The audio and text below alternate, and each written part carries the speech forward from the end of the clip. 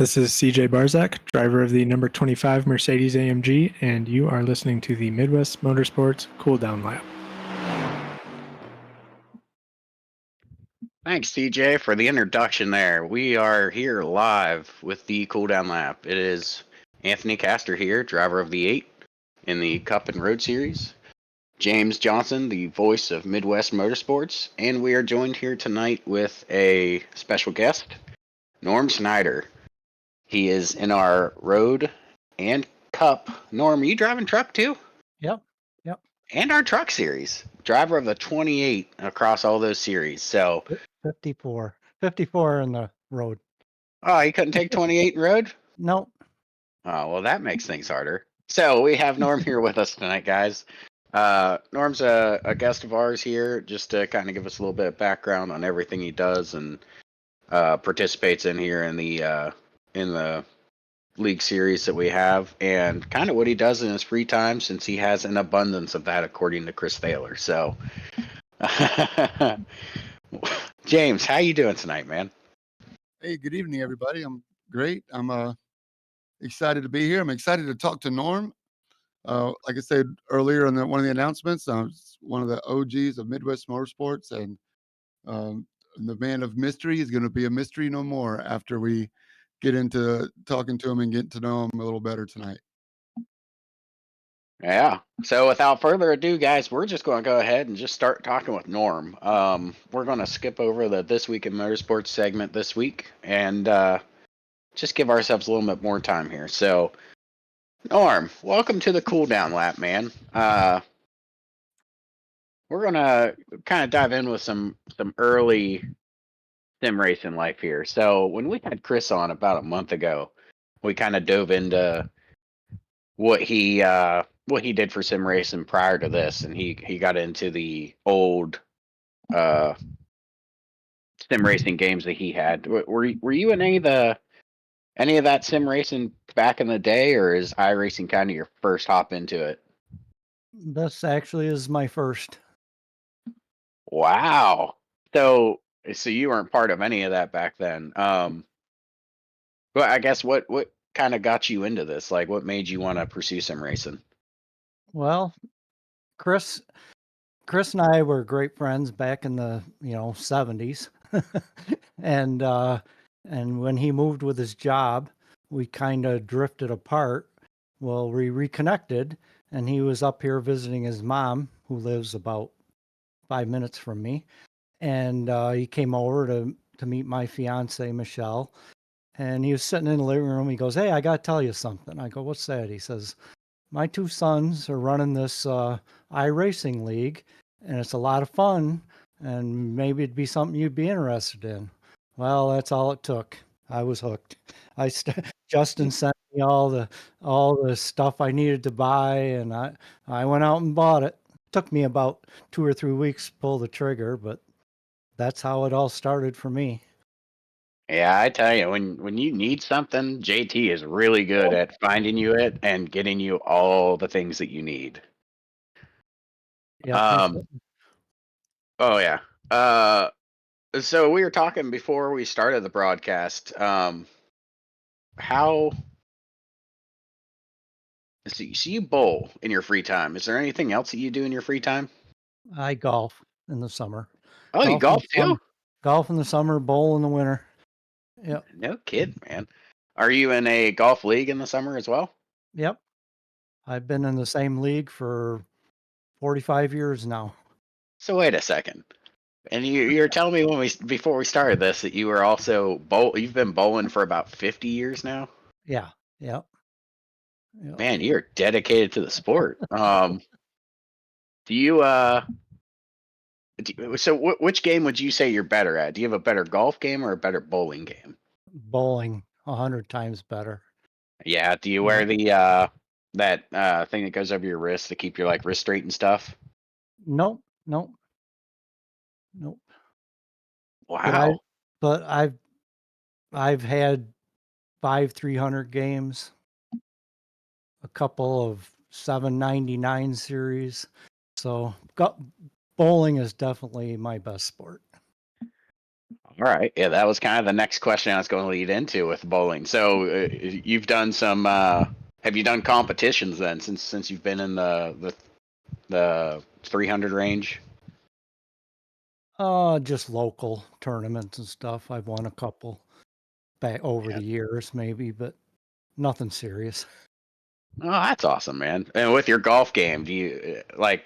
I know you're in that league, but do you participate in any like local competitions with that as well, or any scrambles or anything? Yeah, I'd say I play in at least 5, 6 scrambles a year. Same tournament every year with the same guys. Man, that's awesome. Um, yeah, I like golfing. I just don't have the time for it, which is super unfortunate. Yeah. But bowling, I've tried bowling, man, and I can't. I don't know how some people can throw that thing and hook it just right and get it to knock down all the pins. So when you bowl, are you throwing the hook or you bowling straight on? A hook. Yep. Definitely. Um, oh, you got a question there in the chat about your bowling. Somebody asked what your go-to bowling ball is.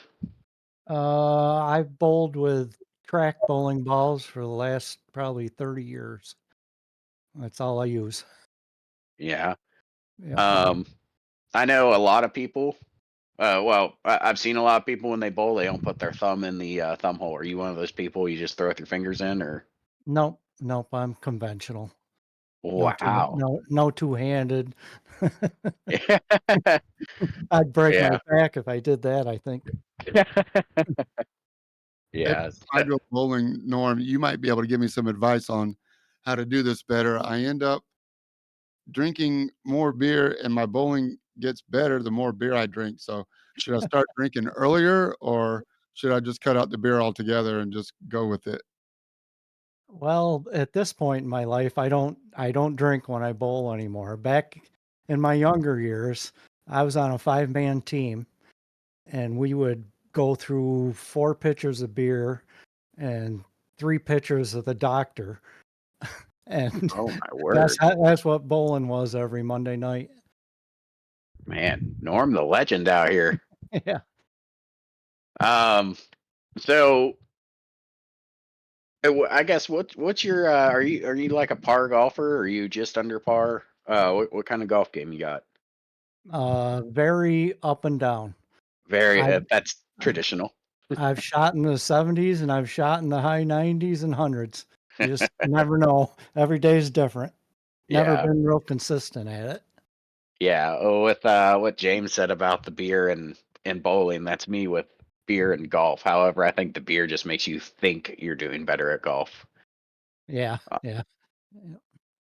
Yeah. Um, so you started out with uh, where did you start with our series? Did you start out in Xfinity, Uh, Trucks and Xfinity. Yes. trucks and Yeah. Xfinity, Yeah. and you came into this with the methodical approach. You came into this. I'm going to run laps. I'm going to run clean laps and I'm going to survive the race, which actually worked out for you great with Xfinity and trucks. I remember you getting top 10 finishes, and actually, if I remember correctly, you finished in the top 10 of the standings with that Yeah. approach. Yes. Yep. Yep. I mean, you weren't the fastest car on the track, but you were definitely the cleanest and the most courteous. Well, thank you. I mean, I just don't, I know most guys are better than me, and I just try to stay out of the way and run my race and, try not to wreck anybody. Yeah. So uh, after that, you decided to branch into the Cup Series, Yeah. and go ahead. Actually, Eric and Justin both asked me if I'd like to, and I said, "Well, I'm new and I'm not, you know."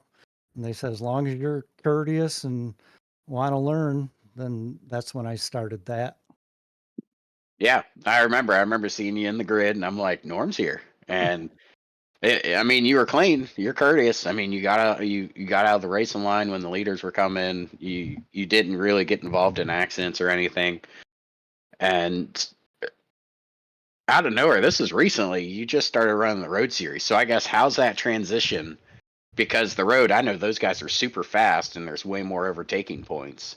How is it running the road and trying to keep that courteous, clean mentality whenever you're encountering a lot more turns and you're encountering a lot more traffic in the road series?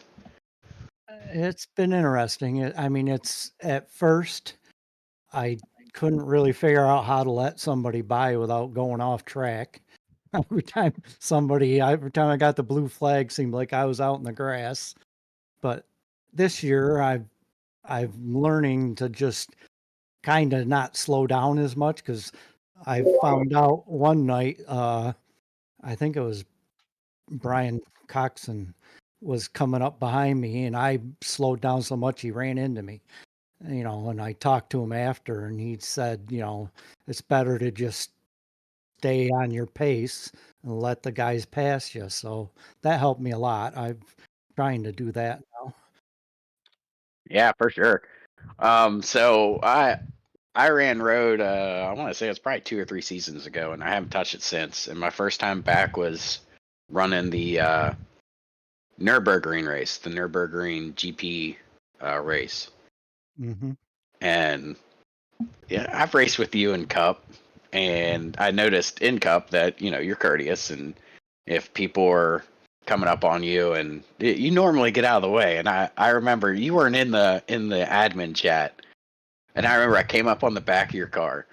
And I'm like, okay, Norm usually moves out of the way. So I'm like, I'm going to try and go into this. And you like went down the corner hard and blocked. I'm like, oh my gosh. I was like, Norm is a lion out here. Like he is fighting for all the spots that he can get. And I actually had both Justins laughing because they're like, Norm? And I said, yeah, he is out here running, guys.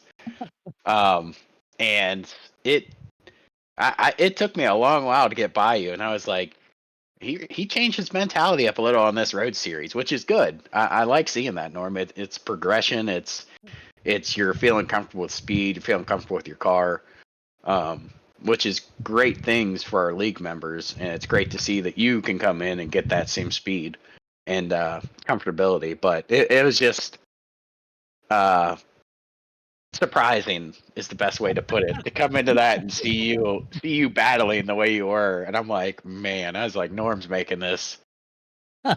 extremely hard, which was awesome. But James, I see you got some questions here, man. What do you got?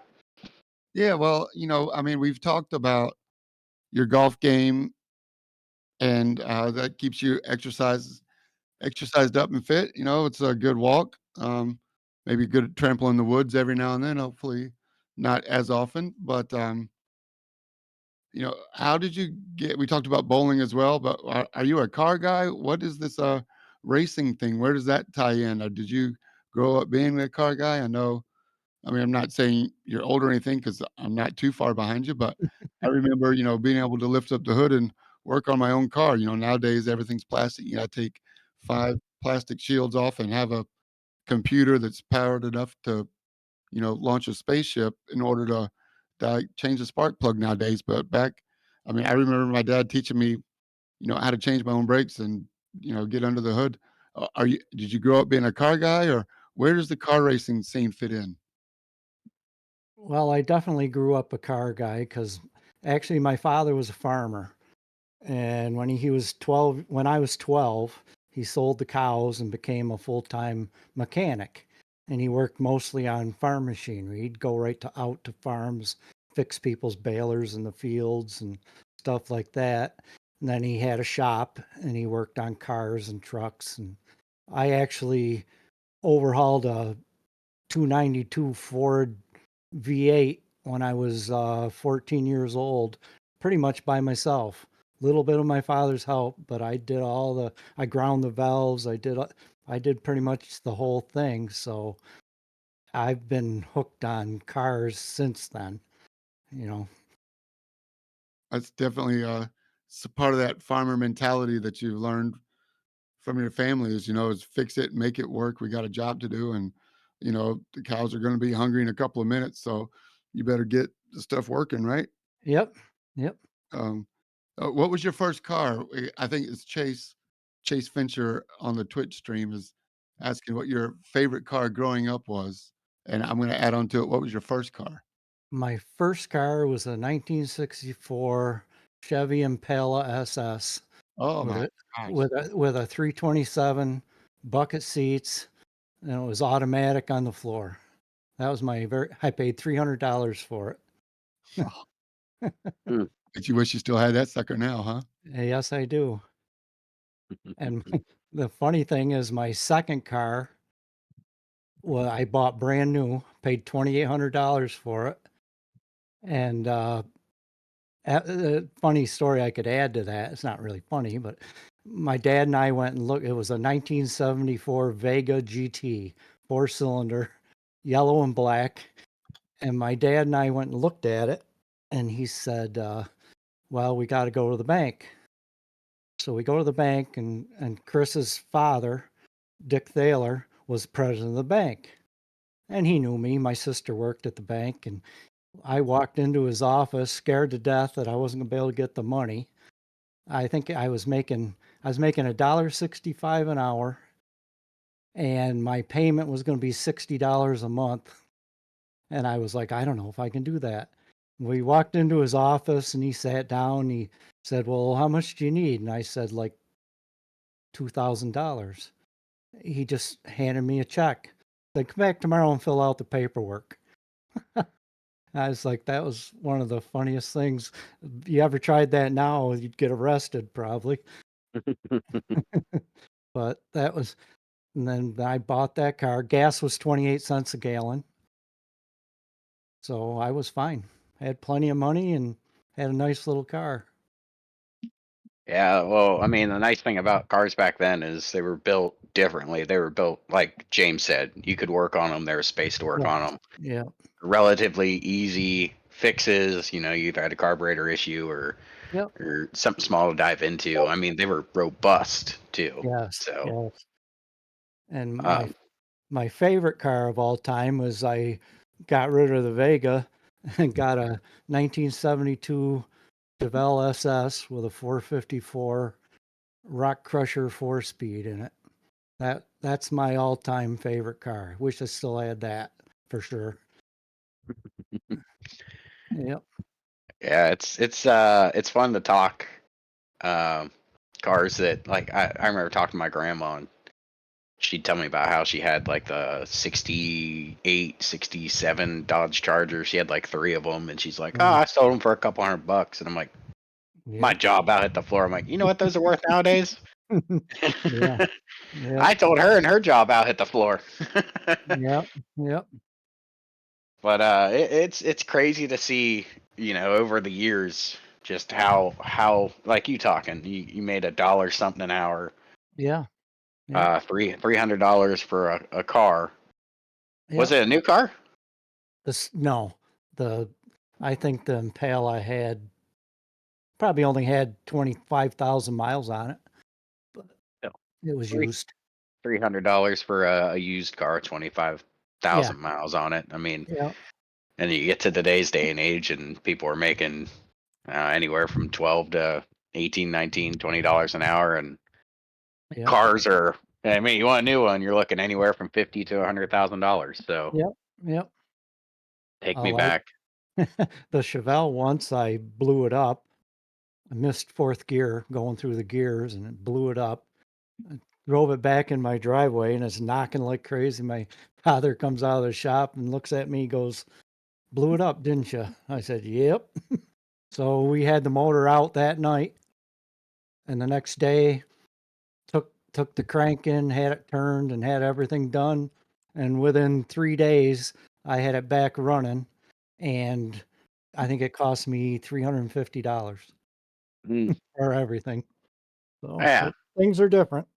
but let's go back to what you said there. You were rowing through the gears like a responsible adult, correct? You weren't doing anything nonsensical. Well, like this is what I was doing. You sit there in the middle of the road, put it up about 3 grand on the tack, slip your foot off the clutch, keep your foot on the floor, and go through all 4 gears. without lifting without the clutch and without your foot off. And I missed fourth gear and the tack went out of sight. And I knew, Out of sight, out of mind. I knew the minute that happened, I was done. Oh my word. Yeah. Well, at least you're having fun though, right? Oh yeah. Yeah. Yep. So going back to present day, Norm, I imagine you aren't driving like that nowadays. No, not at all. um, so aside from golf and bowling and sim racing, is there anything else that Norm Snyder does to pass time? You read books. Are you a Chris Hopper fan? I'm a Chris Hopper fan, but I've never read any of his books. Yeah, Chris is an infectious guy. I've Yeah. been thinking about getting into reading some of his books. I wasn't sure if you've started. I know some Well, league members I've have. thought about it, but I haven't done it yet. Yeah. So is there anything else you do for fun? Are you like a guy that likes cooking? You like playing cards? What do you do, Norm? Uh, yeah, a few of my friends, we play pitch in the winter sometimes, and I have pitch tournaments and just guys getting together and playing cards. But the only other thing I really do in the summer is work on the yard. We've got about 3/4 of an acre we mow, and so that keeps me busy. Yeah, and that's are you in a residential area up where you are in New York? Not really. I wouldn't call it residential. It's a lot of farms and stuff. Oh, well, I that's good. I I live in the city of Oneida, which isn't a very big city, and it's only about 10 miles from where I grew up. Yeah, well, that's awesome, man. At least you aren't on the other side of New York. No, Oh, I'm not too far from Mr. Hopper. awesome. He's up north of me. Yep. Well, heck, we should have him drop a book off for you, and then you can let us know if we need to start. Okay. Um, so with sim racing, are you planning on keeping up the truck series, cup series, road series? Are you gonna pull it back a little and work on cup and road, or are you happy with where you're at now with all three? Uh, I've been thinking about what I might do next season, but I don't know. I really think I need a lot more work on road, and probably should dedicate more time to the other two, but I don't know. I'm having fun doing it, having fun practicing.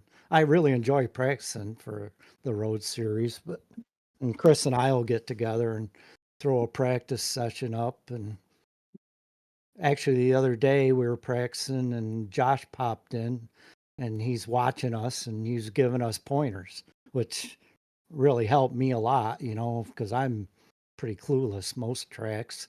But I took 2, 3 seconds off my times, just Josh talking to me. So that Yeah. helps. Yeah, I wanted to ask if your guys' practice sessions were cordial or if it was the gloves come off and the bumpers into the corners.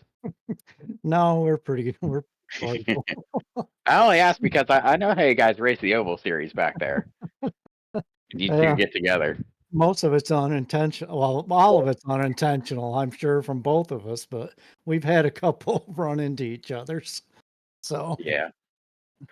So the next question I'm going to ask is it's a common one we ask all of our guests, and you don't have to overthink this one, just anything I guess that comes to mind. But since you participate in all three series, is there anything on the oval side? Say if you had the reins to the series and you could change anything on the oval side, what would you change? well, for me, not being real good, the losing the not having the stages, you know, I liked having the stages because it gives me a chance to stay on the lead lap longer. Gives you the So, reset. yeah, yeah, Yeah, like two resets, right? It was stage one, stage two. Yeah, you got two resets. right. And you don't have to pit under green as much. But, you know, now this year I have to pit under green, I'm getting better at them. So I guess it doesn't really matter, but that would be one thing I would like again. Yeah. And okay, so on the road series, since you participate in that, is there anything on the road series that you would change? I can't think of anything. Straighter tracks? Yeah. And what's funny is the best race I had was in the rain, so I can't say no rain. So I don't know. There's really nothing. More left turns. Yeah, that might be better too.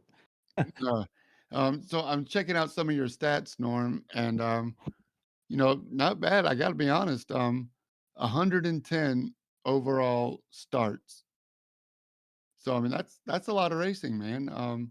Do you remember the first race you're in, or like, is there a race or two that stands out, or is there like a certain point in your 110 races where maybe something clicked that you might tell one of the new guys, new to Midwest Motorsports, or new to sim racing in general, any advice you would give them? So I know that's about 3 or 4 questions. You can feel free to talk about any or as much or as little as you want, but I'm just really curious about how deep dive dove deep you've dove into the swimming pool. You didn't just dip your toes in the water. You jumped in head first. If Justin Thaler gave you a list, and you went out to the store blind. So, um, yeah, talk to us about maybe even the difference in league racing and some of the other iRacing. Or have you only done just the leagues with people that you know? I mean, what do you like about it?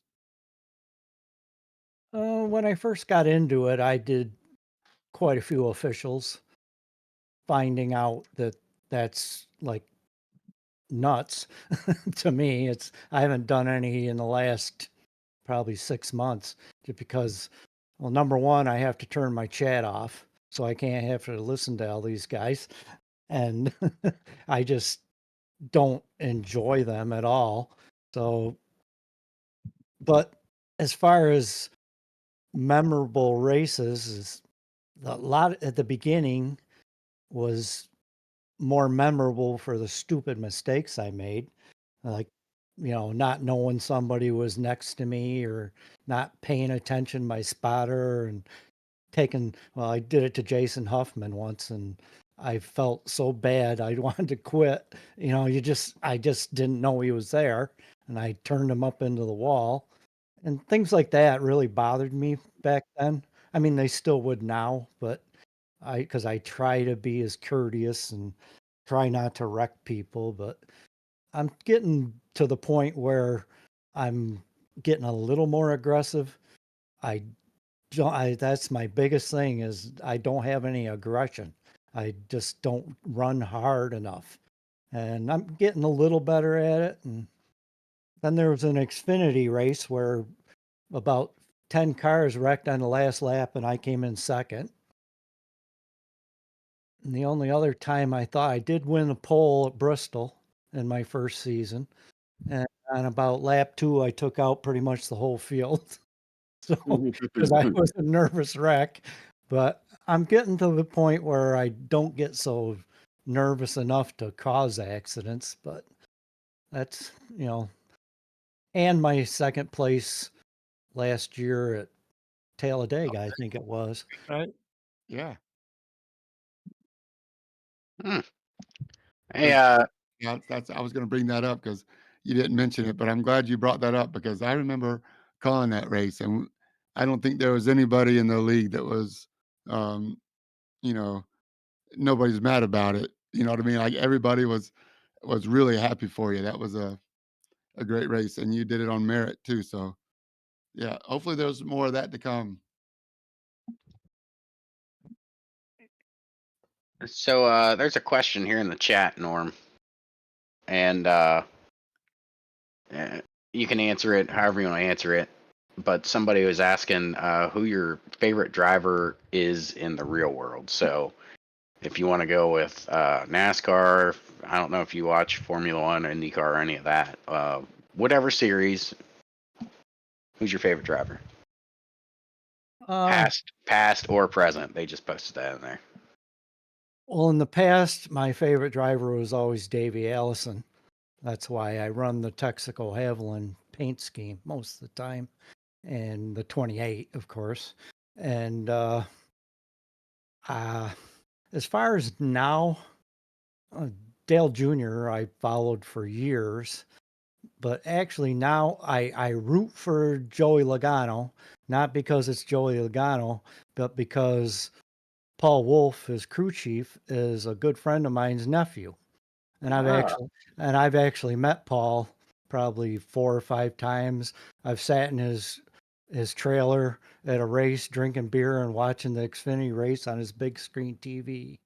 And this is back when he was Brad's crew chief. And so I follow him big time. So, but because he's Joey's crew chief now, I root for Joey just because I want Paul to do good. But other than that, I mean, I just really, there's I like Chase Elliott, guys like, you know, and Ryan Blaney. I mean, I watched Ryan Blaney's father race at the dirt track in Vernon, which is 2 miles from where I grew up. So just nobody really special. yeah. Local track racing or Yeah, Utica Rome Speedway is the name of it. And actually, I don't know if you know who Richie Evans is or Jerry Cook.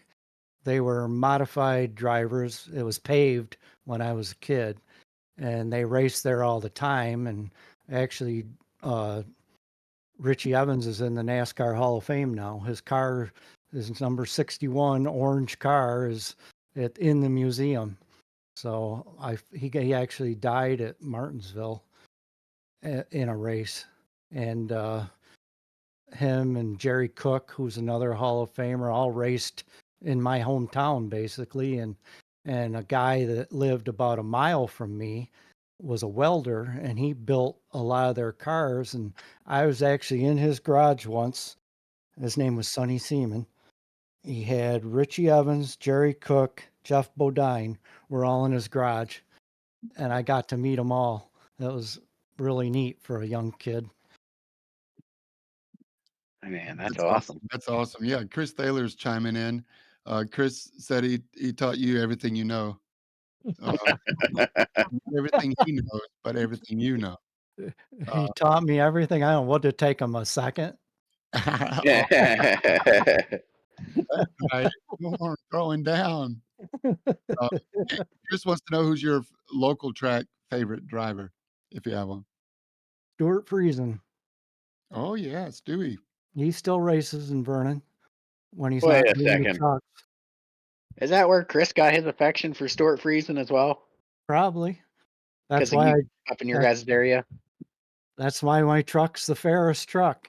That's what Ferris's are made about 5 miles from me. And Stuart was actually at the Ferris uh, factory this summer, and he ran the Ferris scheme on his truck for a couple races. That's awesome. I'm glad I figured that one out. I was wondering for the longest time because we'd always go to watch the races, and Chris is always like, "All right, Stuart's running good. Stuart Friesen's running good," and Stuart always does something to screw it up when we're there in Oh person. yeah, yep. You just see him like shaking his head, like, "Come on." Or his And pit crew. yeah, or his pit crew always screws up something. But Yeah. oh, that's awesome. That's some insight there. Glad we can get some cool down lap insight. James, you got anything else for Norm? Man, I could talk to you all night, Norm. Just to really appreciate the way you race with respect. You don't take it too seriously. You're having fun. Um, I'm not any place to give you advice, but I do think that you don't give yourself enough credit, and you're a really good driver out there. And I think you're getting more comfortable being aggressive, as you call it.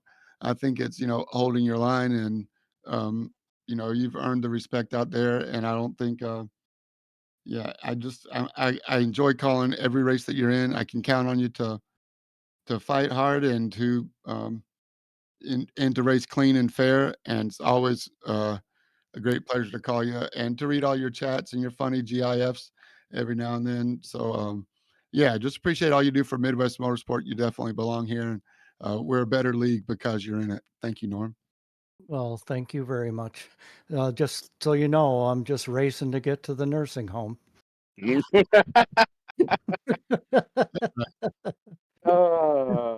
For anybody who is not aware of where that came from, watch the Cup Series broadcast. Yeah. Fight battle. It's still the battle goes on because nobody's putting you in there yet, Norm. But Okay. look, we're all getting closer. Okay. Yep. Uh, You'll all be this age someday, and you'll see what it's like. well, the only thing I can say to that is that hopefully when we're that age, we can also do the same things you're doing. You're doing them good, and it's great to have you in the league. And I'm hoping you keep up the racing passion with the amount of free time Chris says you have every week. It'll be great to see you really produce results in the league. So keep up the great work, man. We're so happy to have you in here. Well, thank you. I appreciate you having me. All right. Well, Norm, we're going to cut you loose here, man. I hope you have a great night, man, and we will catch you on the track tomorrow. Okay.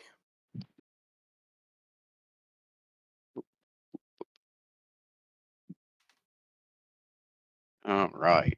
Just give me 1 minute here, guys, and I'm going to go ahead and just move Norm off to a different channel here. What a cool dude, man. We're happy to have Norm.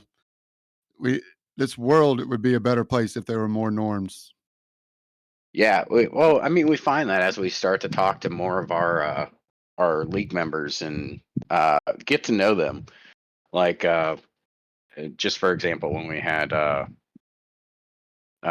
Nick Aslan on, I mean, you never know like the people until you get to talk to him, and it was a uh, really delightful conversation, really refreshing just to hear like how he approaches racing. And again, with Norm, it's great to hear like that side of it where you just come into it and you're like, okay, there's two ways you come into iRacing. You either come into it like, I'm going to dominate this and I'm going to throw my car into it and I'm going to run as hard as I can, or the Norm way.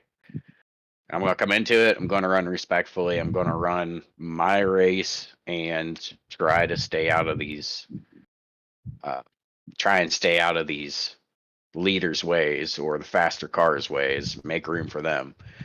And not gonna lie, I came into it the other way. I came into it. I'm gonna run. I'm gonna get up front, and you learn quick. You know, if you aren't in the racing, like if you weren't racing before or running an iRacing or anything, it takes some humbling, and then you actually, you know, you learn where you can pick up speed and how to get faster and stuff. So, all right, James, are you ready to roll into the road? Let's do it, man.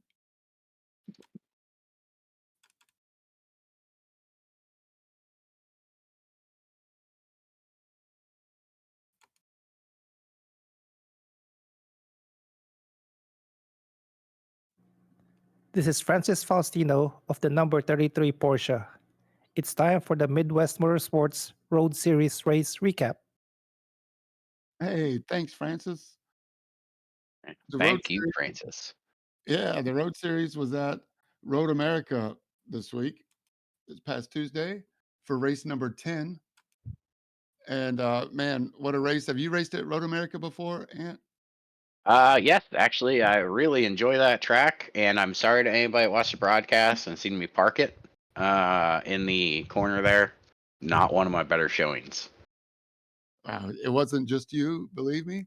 Um, we'll get off to an early start. Well, um, Chase Fincher qualified on the pole with Michael Odell. Of course, Chase in the McLaren, Michael Odell in the BMW. Second row, Travis Rowe in the new BMW, and Jason Phillips back in the AMG. So it was four different manufacturers in the top four. So it was cool to see that. Um, of course, CJ Barzak qualified fifth. Um, and they got off to a good start. You know, first lap, all four X's and above are reviewed for incident responsibility. And boy, we had a doozy coming into turn five. Um, Number 82, John Daniels, maybe forgot it was lap one, or couldn't see over the guy in front of him, or already had his mind made up that he had a run and he was going for it. But ended up running into the back of Walker McNulty, and that was like right around, I think, 8th or 9th place. So only 8 or 9 cars were able to get around. And to see that was down to about David Stark in 10th. So 10 cars got by. Steve Hansel got off to a pretty good, got out of that calamity, but basically the whole track was blocked. A couple of cars had to take avertive action, and a lot of cars took damage. So that not the best way to start the Road Series race, but the race carried on. Um, Chase Fincher pulled out to a little bit of a lead, but Michael Odell and Jason Phillips, Travis Rowe were all there. But again, it took probably 15 or 20 seconds for Walker McNulty, Dan Gish, a couple other cars to get straightened out. Kevin Mayer was in it um, before they could even get out of turn 5 and make their way back to the pits. So, not the way we like to start the Midwest Motorsports Road Series. Obviously, we know it happens. I think you ran the Rexy paint, didn't you? That's Porsche, correct. Porsche, right? So, it was cool to see that um, artwork Yeah. on the track, and you were involved in that wreck, right? So yeah, I did come down into that corner when they had the pile up, but I heard my spotter and I seen the yellow flag in the top left hand corner, like notating that there was a pile up. So I entered cautiously and basically came to a stop, but I came out of it 0x. I think somebody backed into me trying to correct their car so they could get going again, and they backed into me, fortunately 0x, because I wanted to try and survive that race with as many or as little incidents as I could. So that helped out a lot. Yeah, sure. Um, and I had a great time calling the race with Adam. Adam was running the cameras and calling the race. So we had some fun banter back and forth. Ron Kabiltis was leading the AM division. He had barely got through the calamity in turn 5 start, but it was off to a couple of positions ahead of his nearest AM division driver. And so we'll see how that plays out as the race carried on. Gained quite a few spots, I believe, to help him through that. But after all the calamity went through up front, it was Chase Fincher and Michael Odell, nose to tail. I'd say a 5-car train that went nose to tail for all the way up to the pit stop. And just before the pit stop, in the past we've had um, a pit lane reporter. Well, for some reason we had technical difficulties at the track. We couldn't get the track to start up, so track microphones to work with the wiring. Something was up. But Graham O'Connor was down there. And remember, Chase Fincher, Michael Odell, Travis Rowe, and Jason Phillips, even Robert Snar was hanging in there for quite a while. They all decided to come into the pit at the exact same time. And we did get a recording from Graham O'Connor. And we'll see if I can play that now. Oh, we're halfway through the Midwest Motorsports GT4 Car Racing League at Road America. I can hardly believe it. The top 4 cars are nose-diving into the pits, all within a hair's breadth of each other, less than a second apart. It's a right clatter as they find their pit boxes. Each of them's bang on with a 28-second stop. And would you look at that? The top 2 cars are out like twin bullets, side by side, neck and neck, a little argy-bargy back into the race. This is as nail-biting as it gets, ladies and gents. Graham O'Connor raising a pint to you. Sláinte. Caught all that with his accent. We love Graham, our resident pit lane reporter, and side by side coming out of the pit lane. I don't know if you saw some of the screenshots that were posted, but yeah, Travis Rowe gained 2 spots and was side by side, and then finally tucked back in and let Michael and Chase carry on. But he definitely jumped Jason Phillips and then Jason Phillips had to work pretty hard to get back around him. So Travis Rowe is one of the guys that I want to say is be one of those guys to keep an eye on in the future.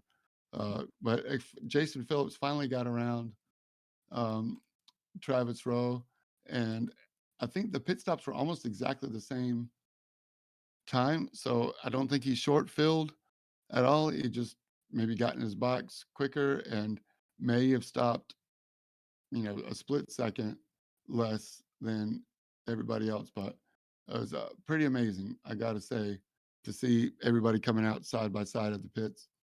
Um, there was another race not too far behind them with Justin Thaler, Jack Lucas, Jason Wahlberg, and I think Robert Snar, and that was just inside the top 10. Jesse Coffey was also in there, not too far back. And so, I mean, it's just up and down the field, great racing. And don't forget, everybody that was involved in that turn 5 incident was starting to get lapped just before the pit stop. So they were doing the best they can to just enjoy the racing from there. It's just unfortunate, but still racing side by side with each other. So there's, bragging rights and more to play for. But up front, Chase and Michael Odell. Michael Odell would get in front of Chase for maybe half a lap, 3 or 4 corners, and then they'd get on the front straight, and Chase would be able to just overtake. I think he overtook Michael Odell on the outside on one of the laps. So the McLaren seems to have the legs, I'd say, at a long track like Road America. But Michael Odell definitely gave it his all, and Chase really had to work for it. Um, just incredible racing. Jason Phillips, again, finally got around Travis. Travis was right on Jason's tail all the way almost to the end. I think you spun out again, didn't you, Ant? Had another spin. Which time? Oh, you going around it quite a bit, huh? Well, I think there were two instances where I spun around. One was going down into turn 5, and I don't know if for some reason it felt like the car didn't have brakes. Like I was going down into the corner and I was hitting them, but it just wouldn't stop. And that's whenever I ended up pulling off and sitting there and waiting for the leaders to go by. Down there in the pull off there in turn 5. The other time I believe was heading down into that fast right hander. I don't know what turn number it was, but it's a high speed right hander. Oh, the right hander? Yeah, high speed right hander. You barely like lift going into it, and I was going to. After Yeah, yeah. I think it was that one. It was after the carousel. yeah, you go off there, and it's dangerous because it's definitely a high speed corner. Yeah, was it either of those two? Because those are the only 2 times I think I actually. Wait, there was a third. I take that back. Who's counting? It's all Yeah, there's a lot. yeah. Well, I'm just glad to see you in the road series, turning left and right, getting some more seat time and racing with us, man. Oh yeah, yeah. I'm excited for tomorrow's race because I haven't raced Road Atlanta in years. So Oh yeah, we'll get to that. Don't go away. Hold that thought. It's a I'm holding it. it's a great thought. So hang on to it. I also noticed another truck guy new to the road series, or I haven't seen him much. It was Travis Jones, who runs the 96 in the trucks, and he had a student driver paint on at Road America for us. So that was cool. Also, Kyle Ryan, who is CJ Barzak's twin brother, I believe. If I'm getting my facts right, I could be wrong. Um, so I'm glad to see the league growing. There were 34 cars at the race, and yeah, it was just absolutely incredible. Within the last 10 minutes, Michael Odell either burned his tires up or what. Chase Fincher ended up stretching out his lead a second here, part of a second here, part of a second there. Um, it's really great. And Jason Phillips started to attack Michael Odell, which is great to see Jason Phillips back on form. Last season's champion got around Michael Odell before the end of the race. And Travis Rowe hung in there. He was only like 6 or 7 seconds behind the leader. So that's awesome. The top 8 cars were within 30 seconds. So if that tells you anything about the pro division and how close they are, yeah, nothing will. It's really awesome to see it. Ron Cabiltas did hold on to the AM division win. Ian Bakaitis got up to him for a minute, but got a drive through for going over the incident points limit. So he had to do a drive through, and that set him back. Let's see, 1, 2 to third. So he still got a podium out of it, just barely 6 seconds ahead of Kevin Bridges in the McLaren. Kyle got 5th in the AM division. So that's how they finished up at Road America. And tomorrow night, we're going to Road Atlanta for race 11. And if you know anything about last week's race, I posted last season's race. I posted the endurance highlights from last season. It was our first endurance 100-minute race, and it was absolutely incredible. Super close racing all throughout. That was a lot of fun. So that's race 11 tomorrow, and then I think we take a break. Nope. Then we go to Sebring after that, and then we take a break. So Road Atlanta tomorrow night, 7 p.m. is when the session opens.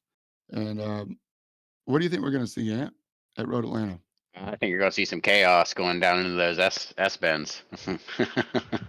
Yes. Remember, the race is not won on the first lap. For everybody out there who's listening, and even if you're not listening, listen up.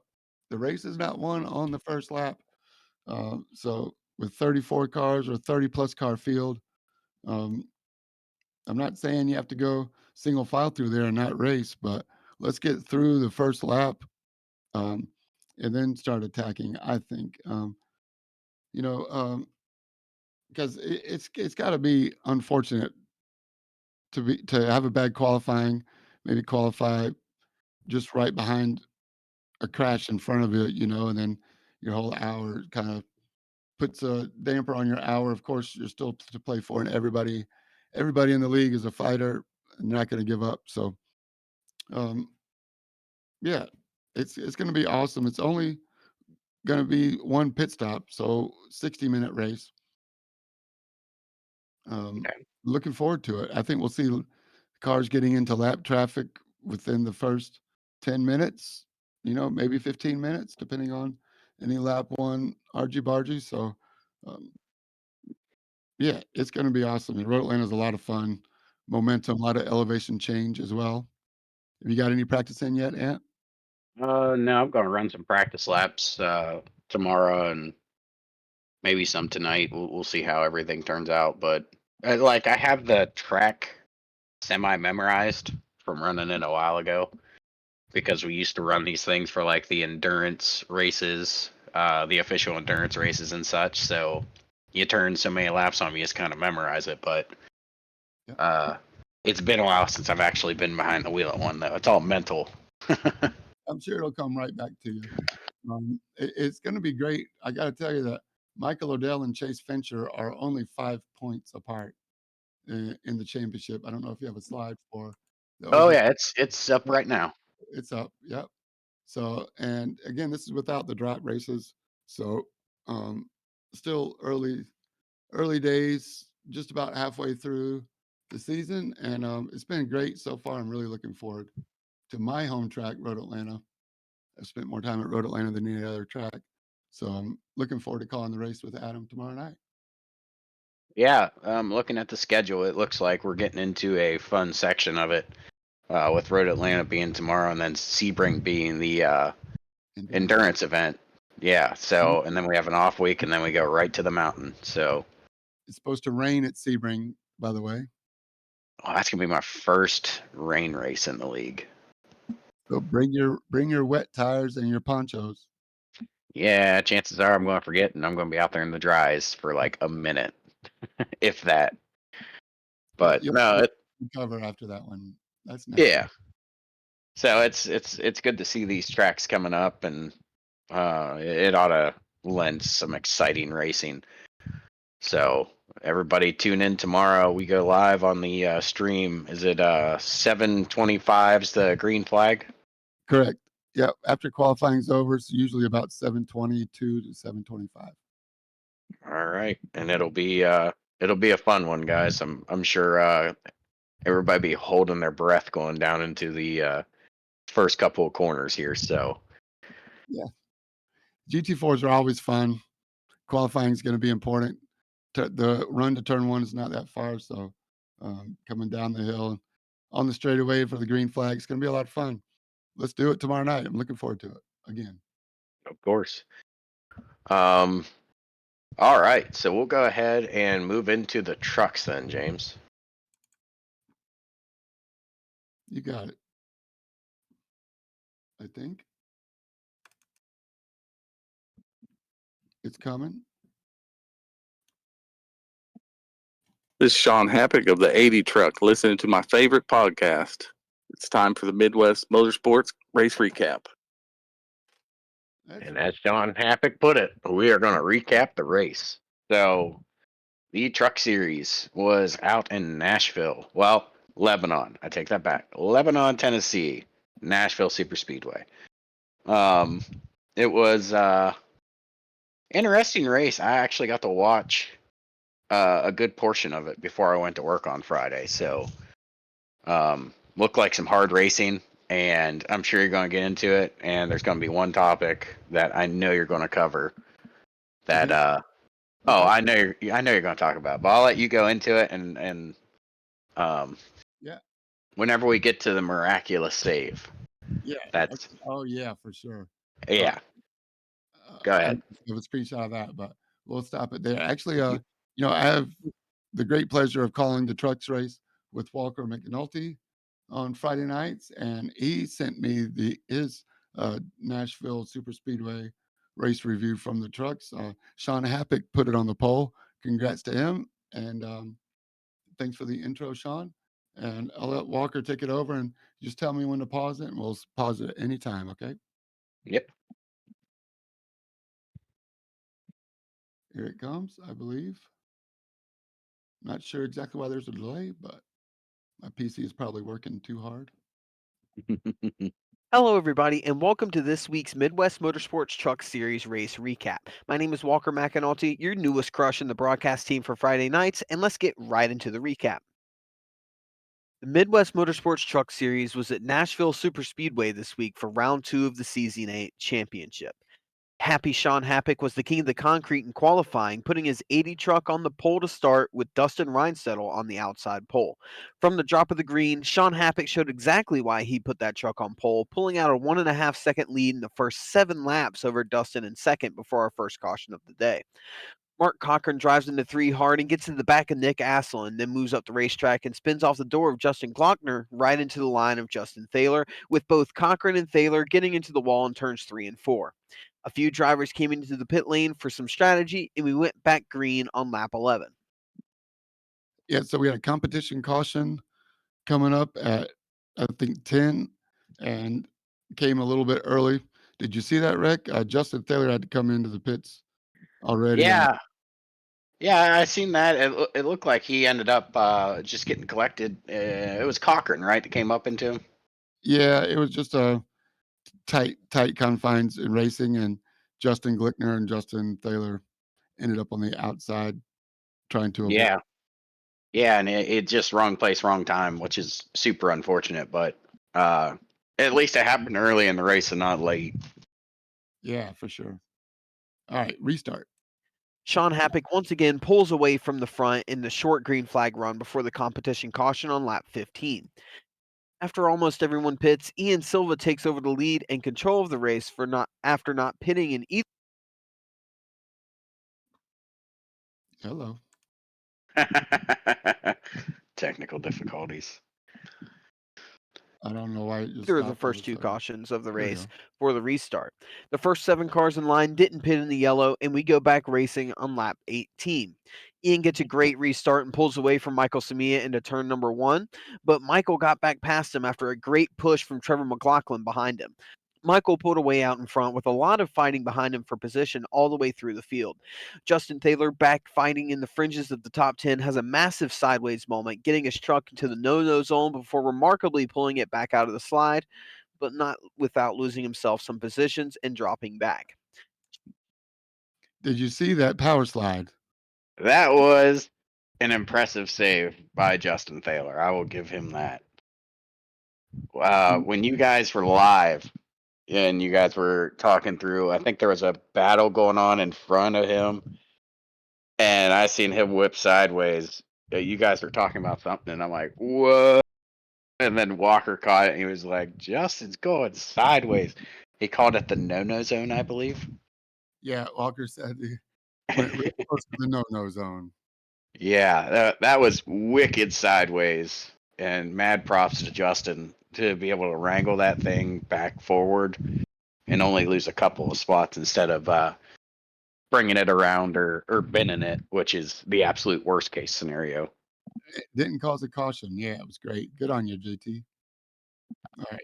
Sean Happick moved his way through the field after being one of the only drivers on fresh boots on the restart, making his way up to second place by lap 31.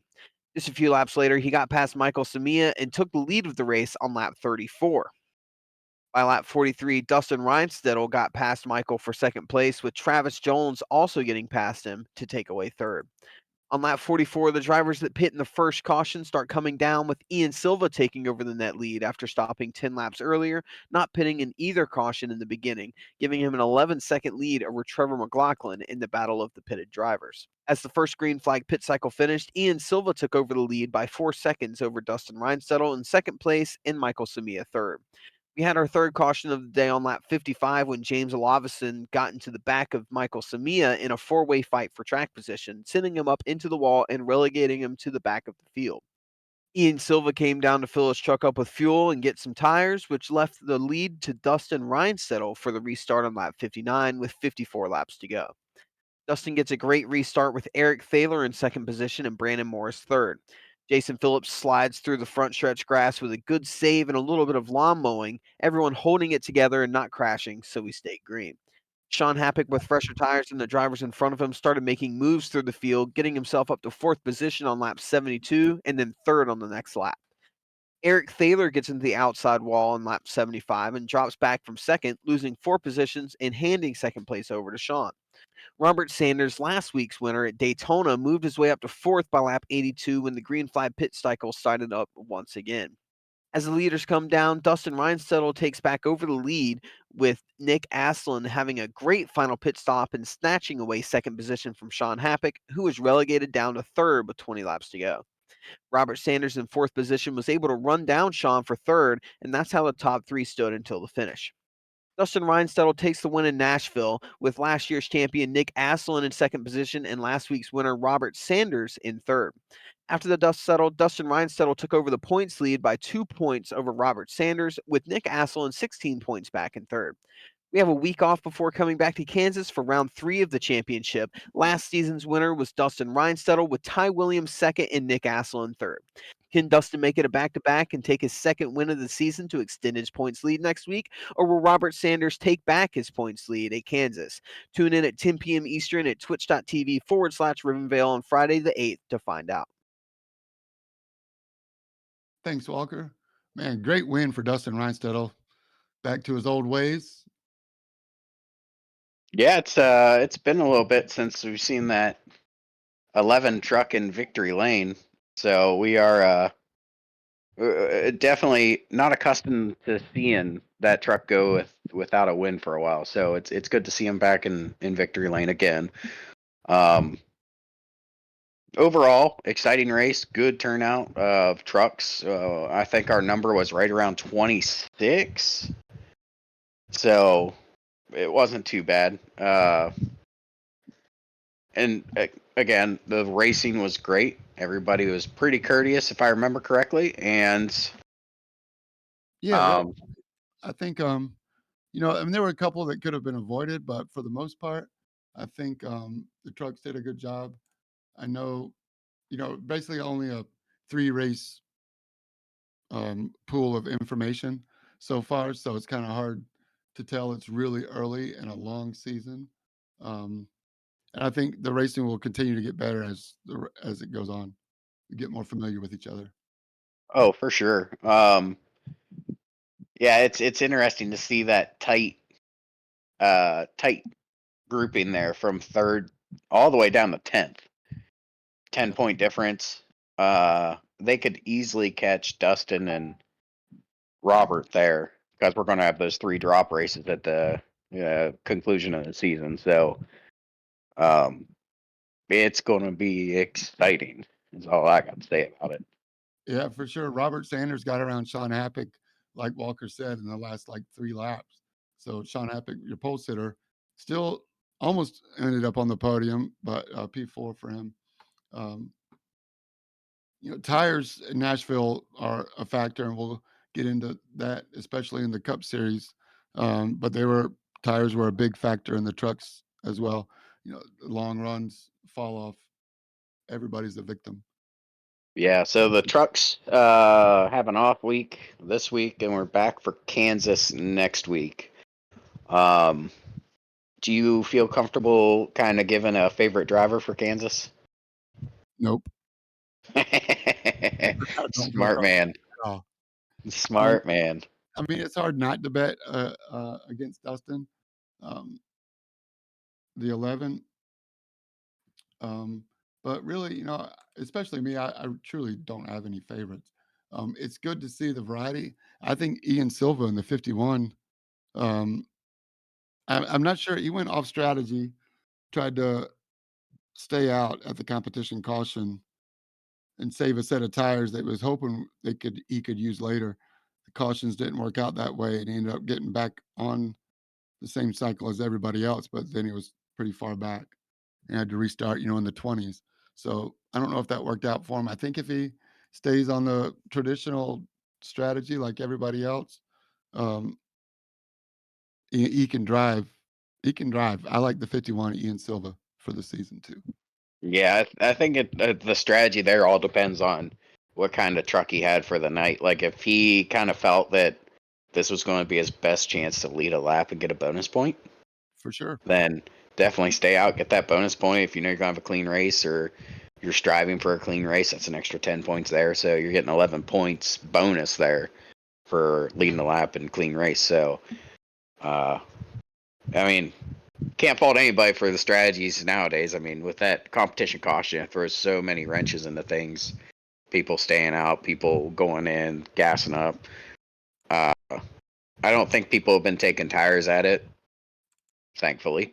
So at least we aren't doing that yet. But yeah, it'll be interesting to see if I had to go with anybody. I'm gonna take Nick Aslin out in Kansas. Are you? What's up with you and Nick? Dude, I don't know, man. I think he's just gonna win the race. I think he's gonna win Kansas, and that's what I'm shouting out for. So Nick, if you listen, go win Kansas, or at least get second place, so it doesn't look like a bad pick. No, it's not a bad pick at all. You can't ever bet against anybody in a 48. And have you seen his paint, at least for the night race so far between He's Daytona? got that nice chrome number, right? It's gorgeous. The truck, the silver chrome on his truck looks awesome. Yeah, it sure does. It's a great job on the paint, man. Yeah. All right, we'll go ahead and hop over to the Cup segment to wrap up the night. This is Norm Snyder, driver of the number 28 in the Cup Series, and it's time for the Midwest Motorsports Cup Series race review. Hey, thanks, Speak of the Norm. devil. Yeah, good to hear from you again. Long time no hear. Yeah. Incredible race, man. Nashville Super Speedway again. 113 laps, competition caution at 15, and incredible race, man. Once again, Was it 113? 113 laps. No, It was 100. 150. I think 150. Yeah, 150. Yeah, 150. That's a long race. Sorry about that. Yes, I'm looking at the wrong button. Amazing. I still had the trucks up. Um, and so, man, again, Nashville Super Speedway. I got to be honest. Can't bet against anybody. Brandon Cotton put it on the pole and then quickly went to the back. I'm not sure if he hit the wall early, but within lap 5 or 10, he was. I don't know if he did a drive through or meatball maybe or what. We didn't see it on the stream, um, but unfortunately for the pole sitter, he would no longer be a factor in the rest of the race. It was all pretty much Eric Thaler and Walker McNulty. Um, and you were in this race as well. It was the race of the admins up front for quite a while with Aaron Holroyd. And even the 71 Sean Cunningham was running up front for a little while. But really, I think, especially as the green flags played out, it was all about Eric and Walker.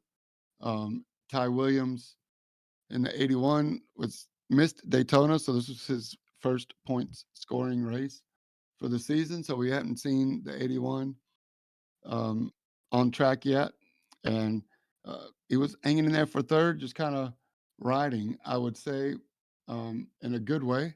You know, saving his tires, not getting caught up and trying to get to the front. Maybe he was expecting more cautions than there were, but um, yeah. What do you think about the early racing there, Ant? You had some pretty good battles in there.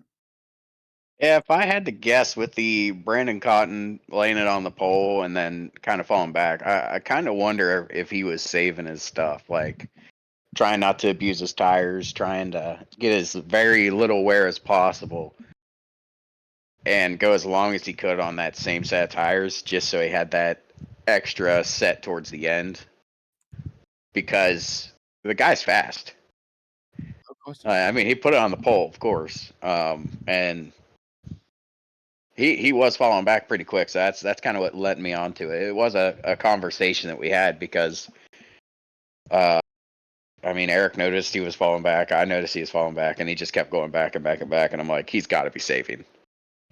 Yeah, we missed it in the stream, but he was outside the top 10, like I say, within lap 5. So apologize to Brandon Cotton that we missed it exactly what happened on the stream, if there was a specific incident. But there was still some, really good racing, but it seemed like everybody knew that the tires were going to be the deciding factor in this race. With uh, 18 cars in the race, there was enough room to kind of get spaced out, and everybody was 1 or 2 seconds apart. Well, so the one thing with the race that kind of I think made it so everybody kind of spaced out was in the first 40 or 50 laps, there really wasn't much of a middle or high lane. Like, in order to reduce your tire wear and actually run a fast line, you had to go down low in the corner. So, everybody running that same line, you get bunched up. And I noticed it with JT and myself. Like, we get to the point where JT's basically running me over going into the corner. And I was like, okay, dude, go on by. So he went by, and then I was doing the same thing to him. And you just get bunched up behind cars that are taking their corners differently. And then you have Eric and Walker up front just running away because they don't have the bunch up problem. So it was, I think, with the track being a single lane track for the first half of the race, it wasn't, I don't think, until a little past halfway that middle lane, a little higher than the bottom, but that middle lane just started to open up to where you could actually run it and not get loose or not lose a ton of time. So it was, I think that was a lot of the reason why the leaders ran away the way they did was just some of the fast cars getting caught up behind other people running that bottom line. Yeah, gotcha. See, that's something that I don't see in the stream myself because I'm not in the cockpit, obviously, and listening to you guys in the chat describing it. So it's really good to know that there was a reason that it was a single lane track, and that explains a whole lot. And just kind of riding out. Um, So I'm not sure if you're reading the chat on the stream. What's up, Brandon Cotton? Brandon, the number 5, the pole sitter, chimed in on us, and he let us know that he was super saving in the first 15 because the comp caution was coming. So hoping that he could jump it back up again. Um, and then also he saved all of his tires at the third stop. It seems like the fuel load on the cup cars this year is less than usual. Is that like 40%? I think is what the Yeah, traditionally or historically, we've ran 50% fuel, and we knocked it down to 40% this year or this season. But to go off of what Brandon said during practice, you could really eat them tires, and during the race too. I mean, if you were heading down into those corners and you weren't letting off and you were getting a whole lot of scrubbing, like you could kill those tires in a pit cycle. And with only 4 sets of tires, 3 in the set that's on it, you can't afford that in a 150 lap race. So you have to manage your tires. And I was thinking that's what he did when he was dropping back like that. I was like, this dude's fast. There ain't no way that he's just getting in here and cold feet going to drop to the back. No, and I was like, he can lay some laps. the So it coming out. He was super saving, and then did not take tires at the comp caution or the second stop either. In the third stop, he finally took tires, and then he says also in one of the green flag cycles, he got a 40-second penalty for speeding. So yeah. we got to put a big flag on Brandon's pit lane speed limiter button and make sure he gets it woe down. It wasn't even he wasn't the only one. So that same pit stop cycle where he got that, Jason Huffman also got a speeding penalty. So pit road bit a couple of our drivers, which it's easy to do on that pit road. I mean, you come off of it and you come off a turn 4, and pit road's right there, and you gotta get down to 45 miles an hour, in and the then maintain. transition. Yeah, maintain 45 miles an hour the whole way down that pit road. And these cars don't have pit limiters, so it's all your foot. So it's Oh, yeah, no I pit didn't know limiters. that. How come nobody told me that? That would be important information for me to know. Oh yeah, no pit limiters on the oval side. Anything oval, you don't get pit limiters. It's all on your foot. And they in the cup cars they have the dots. So you get your green dots. If you have full green, you're going 45. Yellow. You can always look at your miles per hour thing. If you're going red, you're too high, or if you're under green, then you're going slow. All right. Well, this is an educational moment for the broadcaster on the third season of Oval announcing. All right. That's Hey, fun. you have to do an in-car onboard whenever people go on for a green flag pit, so you can see that play out. It's pretty cool. You guys are just so good at it, man. I keep thinking that you bind her down and hit a button. I wish it was that easy. Well, I've been hit by the speeding penalties, and they kill you. all right. Well, I guess I can't give them too hard of a time now from now on. I just apologize to everybody for my lack of knowledge on that part. So that explains a whole lot, man. Gosh, I'm going back. My mind is blown. All right. Well, thanks to everybody for putting up with me. I should be mad at everybody for not telling me every time I call it.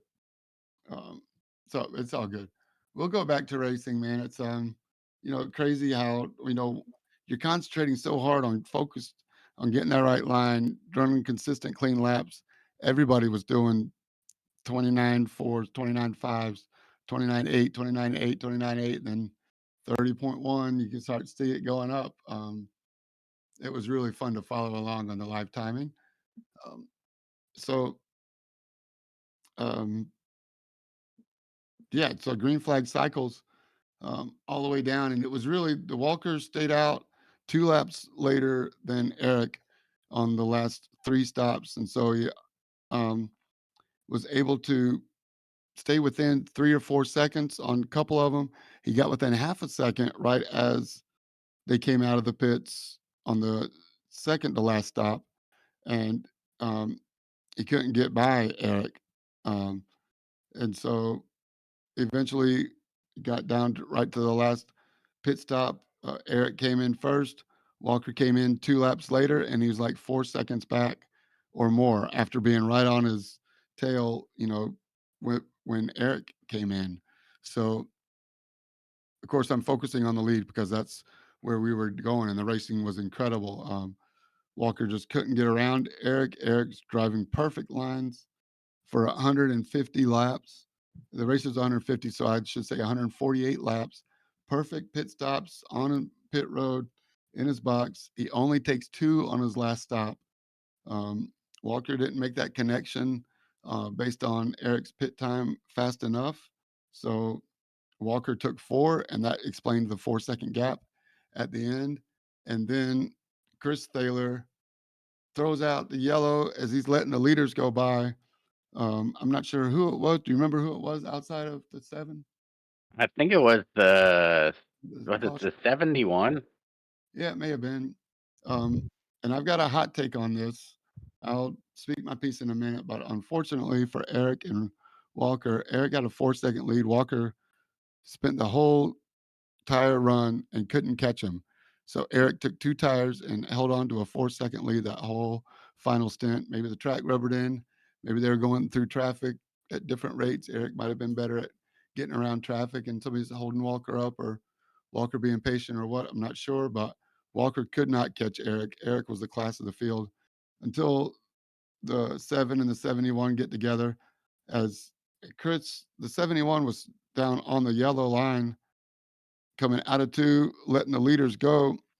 And maybe he didn't let off early enough, but he still had a good amount of speed going into 3. The leaders were in front, but I'm not sure if the 71 was fighting for position. I can look at the final results to see if they were that close. But Ultimately, they ended up getting collected. yeah. So yeah, they got collected, brought up the yellow as Eric was coming to the white. So we're going green, white, checker. I still can't believe it to this day. So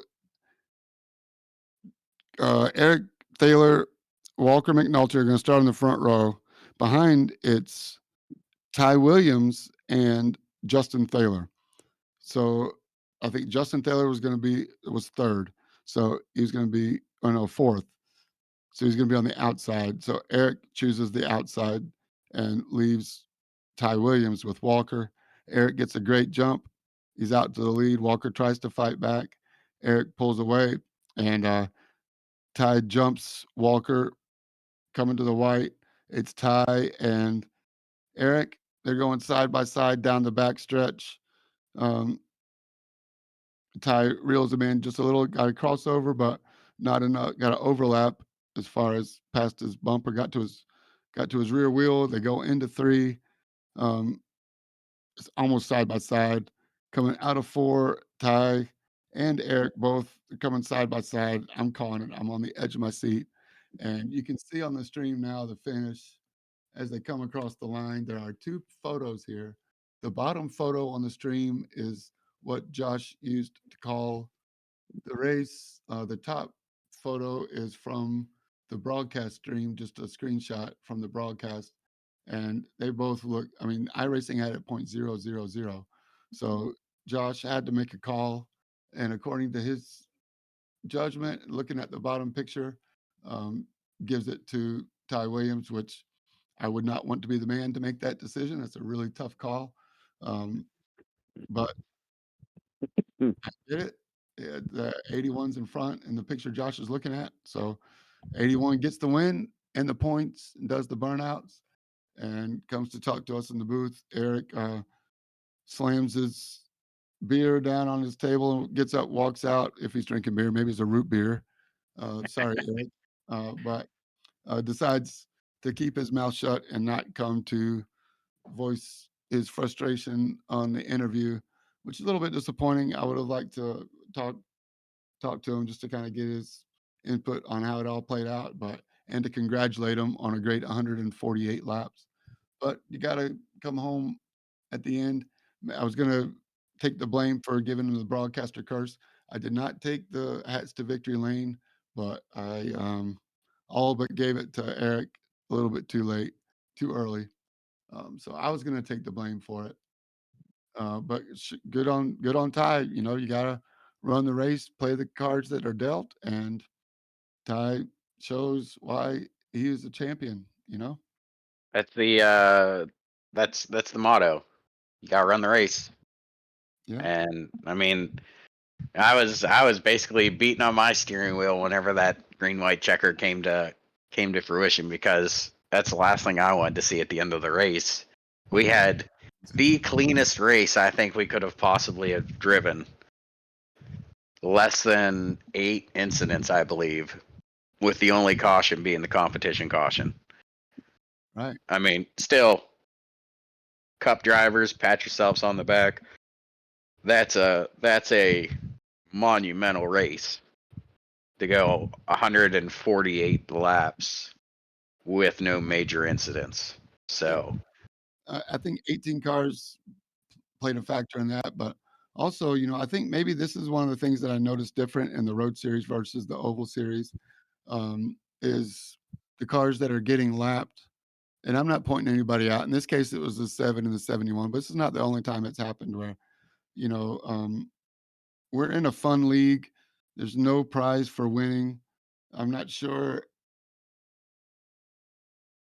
Of course, every accident could be avoided if this and that, and you can never go back. But I just really wish that we could all realize that, you know, if you're not fighting, there's no reason to crowd somebody down. Obviously, you know, it's going to sound like I'm calling the 71 out, but I think, did he have to pinch the 7 down so far? I'm not saying he didn't have the right to. Of course, he's racing as hard. He had just spun and hit the wall, came down the pits. He got fresher tires, so he was faster than the leaders. I think he unlapped himself, um, but he wasn't on the same lap with Chris. And I think, you know, just to give him a little more room coming to the white flag, um, would have been better for the group, um, in my opinion. Again, I'm not a racer. I'm in the booth, but something like that, it could have easily been avoided. I think could be learned here. yeah, I'd have to go back, rewatch it, and kind of get the perspective on where each racer was during the race, and kind of, you know, what they were racing for at the time. But these things happen. It's a it's it's a green white checker. I mean, we see it in real life. We see it, Yeah, you know. we saw it yesterday. Yeah, Yeah, yeah. And you kind of scratch your head, and you're like, was that really a necessary move? Like, seriously. it happens. Everybody's racing. Everybody's racing. So I mean, I, there are times where I'm on the track and I'm passing people that, you know, aren't for position, and or, you know, it is for position, and you want to race them real hard to get back to the line so you can get ahead of them and get that extra spot. But Right. these things happen. Again, I'm thankful that it was a clean race up until that point, and that we were able to finish the race, and we didn't have to bust out our new rule where we only do one green white checker and it's over after that. Completely gutted.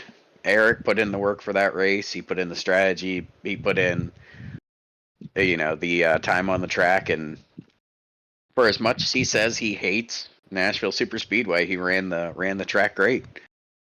But what you've seen from Ty there is, you know, running the race to the end and capitalizing on the cards you're dealt or the situation that you're put in.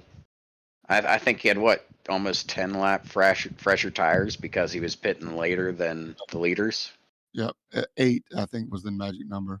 Yep. Yeah, 8 lap fresher tires, which at Nashville is a big, like 8 laps can be a couple tenths of a second, depending on how hard you run those tires. And according to him, in the interview that I was listening to, he was running pretty pretty conservative, being 10, 11 seconds back. So he easily had the tires on them. So I'm just happy that even though it was a green white checker, He had the tires. We didn't have to resort to any extreme door banging. Nobody giving the bumper to anybody else. Aside from Eric coming off there, tagging the wall, and getting into the door on Ty, it was a clean finish, and it was a great race. Yeah, I agree 100%. We can do it again. I'd be just as happy. And again, I agree with you that I don't think anybody wants to win because somebody didn't try hard enough. Good on Ty for going to the win and flat out. That's what you want to do. That's what everybody expects. So I mean, in all honesty, you can look at this and say that was a strategy win by Ty. yep. He was going with the late pit cycles. He slapped on the tires as late as he could, hoping that there was a late caution or something to get him back in the race, and he'd have the rubber there to win the race. So it's the cards were dealt. It sucks, but it leads to a great finish. Right. Yeah, it gives us all something to talk about. And again, by no means am I calling anybody out, putting any shame on everybody. We're all having fun here. That's the whole point of this league. So please don't take anything that I've said tonight, personally as a personal attack. It's not. I just hope that you know we can avoid something like that in the future if possible, man. All good. Yeah. Or if they want to, it could happen again. We'll talk about it again on the cooldown lap. Monday nights at 8 p.m. That's where you'll find us. Yep. So the Cup Series is off this weekend, and we are heading to Kansas along with the trucks for the following weekend. I got the points up on the screen. Eric Thaler, following a strong outing at Nashville, is in the lead with 93 points. Aaron Holroyd, second at 90. Justin Thaler, third, 88 points. Trevor McLaughlin, fourth, 83. And Jason Huffman, fifth with 83. So there's actually a tie between fourth, fifth, and sixth at 83 points. So, again, no drop races figured into this. Our points are going to be a lot closer towards the end of the season, I believe. So yeah, so keep running the races, guys. Keep showing up. Keep putting the strategy into the races. Try to lead a lap. Try to stay clean so you can get as many points as you can, and it'll translate well to your points run for the season. Aside from that, you got anything else on Cup? That's all I got, man. Congrats to everybody. Small sample size, 2 races, and we're all good. We got a week off. See you in Kansas. Yeah, for sure. Before we end the stream tonight, I put together a hosted fun run for this upcoming Saturday. I know we don't normally race on Saturday. We haven't raced since the Xfinity Series, but I have a hosted session going up this Saturday at 9:30 p.m. It's going to be bear with me, guys. We're going back in time here, but we're going to the street stocks. So we're going to have a street stock race at South Boston Speedway this Saturday night. Even better. Yep, 9:30 p.m. start time. It's a hour-long session. We're going to have a 10-minute practice, a 15-minute qualify, and a 35-minute race. So, Those are free, right? You don't have to purchase anything for the mini stocks in South Boston are free. Cool. Yep, unless you want to stand out and be cool. The street stock does have 2 other purchasable cars, the Casino M2 and the Eagle T3. But the Panther C1 is the free content. No excuses.